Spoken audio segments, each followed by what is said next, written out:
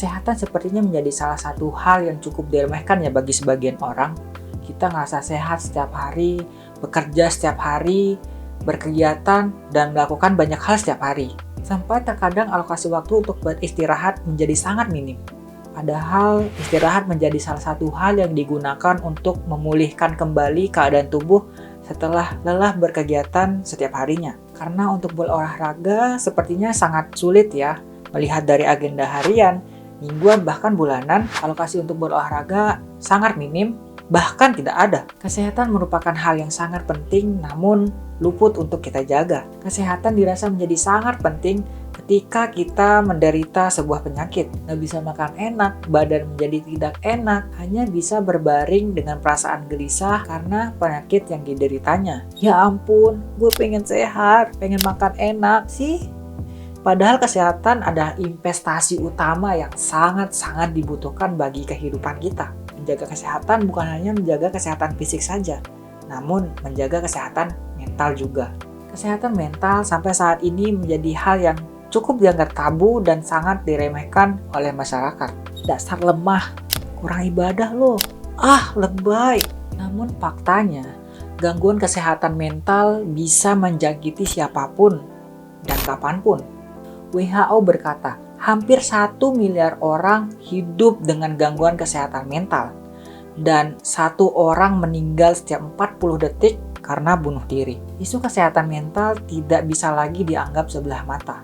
Terlebih gangguan ini invisible, tidak terlihat, hanya bisa dirasakan dan bahkan sulit untuk dijelaskan. Kesepian, depresi, trust issue, dan gangguan kecemasan adalah sebagian kecil gangguan yang dialami oleh penderita gangguan kesehatan mental. Mungkin masih banyak yang tidak percaya dan hanya memandang sebelah mata terhadap penderita gangguan kesehatan mental ini. But believe me, it is more than pain that you ever felt. Lo gak akan pernah mengerti bagaimana perasaan mereka sebelum lo sendiri yang mengalaminya. Kesadaran dan pengetahuan tentang kesehatan mental di Indonesia memang masih tergolong sangat minim. Hanya sebagian orang saja yang mengetahui tentang kesehatan mental, dan masih jarang orang yang peduli dengan kesehatan mentalnya. Padahal kenyataannya, isu kesehatan mental di Indonesia seperti depresi itu nyata dan menjangkiti remaja berusia 15 tahun ke atas. Ada beberapa faktor yang membuat isu kesehatan mental di Indonesia masih dianggap tabu. Masih banyak yang menganggap isu kesehatan mental di Indonesia itu sepele. Dan ketika orang mulai aware dan mulai menyadari kesehatan mentalnya, malah banyak di antara penderitanya disepelekan dan lebih parahnya lagi di-judgmental. Hal itu membuat mereka yang menderita gangguan kesehatan mental hanya bisa memendam rasa sakit dan dihantui oleh perasaan tidak enak sepanjang hari. Hal itu juga membuat mereka menjadi enggan untuk meminta pertolongan kepada profesional karena takut dianggap menjadi aib dan takut untuk dijudge. Gila, dasar lemah, alasan aja lo. Beberapa waktu belakangan, beberapa public figure akhirnya mulai untuk speak up tentang pengalaman mereka menghadapi kesehatan mentalnya. Gue seneng banget mereka bisa mewakili suara jutaan penderita gangguan mental di Indonesia. And telling us how important mental health is that. Itu membutuhkan sebuah keberanian yang besar to telling the truth. Kesehatan mental itu nyata dan bisa menjangkiti siapapun tanpa pandang bulu. Gue juga senang beberapa startup kesehatan mental dan pengembangan diri bisa memberikan kita edukasi tentang pentingnya menjaga kesehatan mental. Well, thank you. Gue juga senang setelah membuat beberapa konten perspektif, akhirnya beberapa temen gue mulai bercerita tentang keadaan mereka, mulai aware dengan kesehatan mental mereka. Some of them are survived.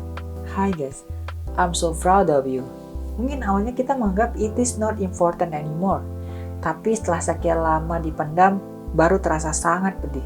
I know maybe for some people it is not make sense, but for those who feel it, I feel you. Keadaan ini sangat mengganggu keseharian penderitanya. Mereka menjadi tidak produktif, tidak bisa menghadapi tekanan sehari-hari, sulit menyadari potensi diri, dan tidak bisa berkontribusi bagi masyarakat sekitar. Lalu apa yang harus dilakukan? Sementara gue masih merasa ragu dan takut untuk meminta bantuan profesional. Ada beberapa cara yang bisa lo lakukan, di antaranya, 1. Meluangkan waktu untuk menyadari keadaan diri saat ini. Cobalah menyadari keadaan diri dan sekitar, dan cobalah untuk mulai berkomunikasi dengan diri sendiri. 2. Meluapkan emosi melalui media. Mungkin bagi kita cukup sulit untuk meluapkan emosi kalau tidak ada medianya. Menulis jurnal, membuat voice note, atau membuat video dapat menjadi media untuk meluapkan emosi yang saat ini dirasakan. Terlebih saat dirasa tidak ada satupun orang yang mengerti dengan perasaan kita. Hanya diri kita yang dapat mengerti dengan apa yang sedang kita alami. Ketiga, you have full control to yourself. Kamu adalah pilot bagi dirimu. Dan mulailah untuk menata waktumu untuk me time dan rehat dari kegiatan sekitar. It's okay to take a break. Keempat, self-support. Gue ngerti mungkin bagi sebagian orang mendapatkan dukungan mental dari sekitar itu cukup sulit ya. Tapi gue percaya kekuatan terbesar seseorang itu berasal dari dalam dirinya. Dan mulailah untuk menjadi supporter dirimu. Jadikan dirimu prioritas. Kelima, jangan self-diagnose. Cobalah terbuka dan mulai menerima keadaan diri.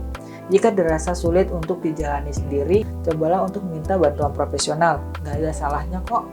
You are precious and deserve to be happy.